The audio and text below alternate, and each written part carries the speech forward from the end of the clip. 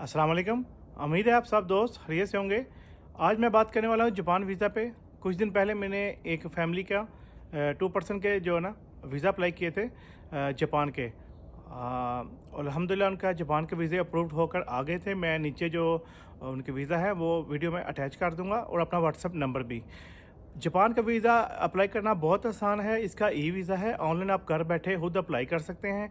Pakistani national के लिए इसकी बिल्कुल फ़ीस नहीं है, ठीक है। तो जो डॉक्यूमेंट्स चाहिए उसमें job certificate with chamber of commerce चाहिए, एग्जिट एंट्री यानी कि छुट्टी का पेपर चाहिए, 3 मंथ बैंक स्टेटमेंट चाहिए।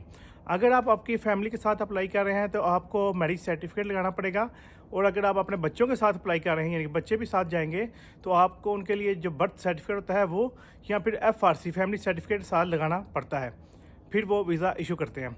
बहुत सारे दोस्त मुझे कहते हैं जी किवा से जो जॉब सर्टिफिकेट मिल रहा है, सैलरी सर्टिफिकेट, हम वो साथ लगा सकते हैं। भाई जब मैं आपको बोल रहा हूँ कि चैम्बर ऑफ कॉमर्स वाला सैलरी सर्टिफिकेट साथ लगाना है तो आप क्यों बहस करते हैं?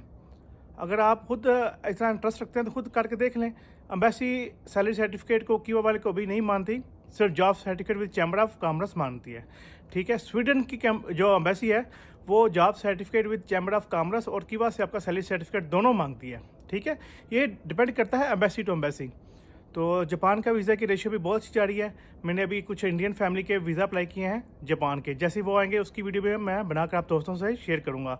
वीडियो पसंद आए अपने दोस्तों के साथ शेयर कीजिएगा, लाइक कीजिएगा।